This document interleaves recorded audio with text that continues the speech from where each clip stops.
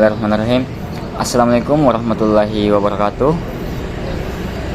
Pada kesempatan kali ini, saya dan teman kelompok saya ingin membahas topik yang sangat penting dalam dunia tata kelola TI, yaitu skala maturity dalam framework COVID. Baik, sebelum itu perkenalkan, nama saya Agung Ratama dengan NIM 1058411103224, dan teman kelompok saya yang ada di samping saya yaitu Perkenalkan, nama saya Muhammad Al-Farizi dengan NIM 10584111024. Oke, sebelum kita masuk ke contoh, coba jelasin dulu apa itu skala maturity di dalam COVID. Baik, jadi framework COVID yang dikembangkan oleh ISKA adalah kerangka kerja untuk tata kelola dan manajemen TI. Salah satu fitur utamanya dalam proses maturity global model atau model kematangan proses, dan model ini digunakan untuk mengukur kematangan proses. Ya, di COVID skala maturity dinilai dari level 0 sampai level 5. Berikut penjelasannya. Level 0, incomplete. Prosesnya belum ada atau tidak dijalankan. Level 1, performance. Proses sudah ada tapi belum standar atau terdokumentasi. Level 2, managed. Proses sudah direncanakan dan mulai konsisten. Level 3, established. Proses dijalankan secara formal, terdokumentasi, dan distandarisasi. Dan level 4, ada predictable. Proses terukur, dimonitor, dan dikendalikan. Dan level 5, optimizing. Proses terus ditingkatkan melalui evaluasi dan inovasi. Baik, Was, ternyata sudah lengkap ya. Dan penting juga dicatat bahwa tujuan utamanya bukan sekadar mencapai level tinggi, tapi memastikan kesesuaian dengan kebutuhan bisnis. Nah, sekarang saya mau berbagi contoh nyata di dalam dunia kerja, biar ada lebih bayangan sedikit. Oke, baik. Bagaimana prosesnya? Ya, kami bercerita tentang pengalaman sedikit ya. Kami mulai dengan melakukan asesmen berdasarkan COVID 2019. Yaitu ada manajemen risiko TI APO 12, manajemen perubahan BA 106, manajemen aset TI APO 9. Kemudian masing-masing proses itu dinilai atau bagaimana? Ya, betul sekali.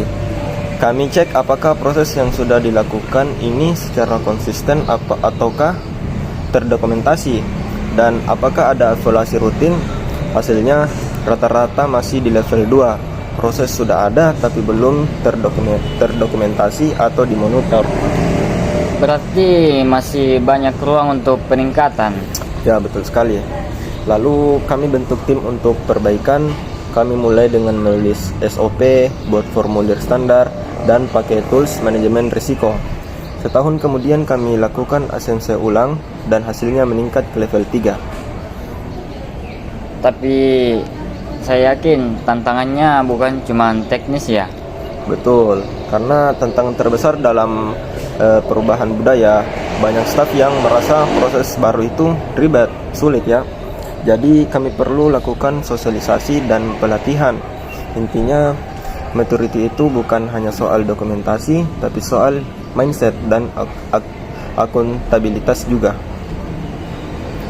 Nah, dari dunia kerja kita beralih ke dunia kampus. Saya juga sempat meneliti maturity model ini saat menulis skripsi. Ya, saya meneliti tingkat kematangan tata kelola TI di kampus menggunakan COVID 2019. Saya wawancara tim TI kampus dan gunakan kuesioner berdasarkan 5 domain COVID. Yang pertama, ada EDM, Evaluator, Direct and monitor. Yang kedua ada APO, Align, Plan and Organize.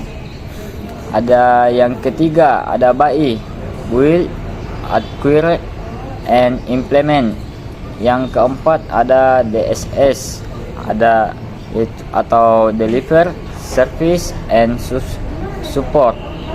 Dan yang kelima itu ada MEA, MEA atau Monitor, Evaluate and Access. Jadi bagaimana hasil penelitian ini? Beberapa proses seperti pengolahan proyek TI atau BAI 01 dan layanan DSS 01 hanya di level 1 atau 2. Dokumentasi belum rapi dan evaluasi masih berdasarkan kebiasaan. Jadi seperti itu ya. Jadi Ya. bagaimana rekomendasinya? Mulai dari menyusun SOP, tetapkan KPI untuk layanan, dan lakukan pelatihan. Intinya, framework ini bukan cuma soal teknologi, tapi juga soal struktur, budaya, dan strategi. Baik, bagus sekali, terima kasih. Jadi kesimpulan dari video kali ini, skala maturity dalam COVID sangat membantu organisasi maupun institusi pendidikan untuk memahami posisi mereka dan menyusun langkah perbaikan untuk lebih baik ke depannya. Ya, betul. Dan penting untuk diingat, peningkatan dilakukan bertahap, tidak perlu berlangsung ke level 5. Naik satu level per tahun pun sudah bagus, Betul. asal konsisten dan sesuai tujuan bisnis. Ya, terima kasih sudah menyimak video kami. Semoga percakapan kami bisa bermanfaat dan bisa ada yang dipahami. Sekian dari kami. Mohon maaf bila ada kesalahan. Assalamualaikum warahmatullahi wabarakatuh. Waalaikumsalam warahmatullahi wabarakatuh.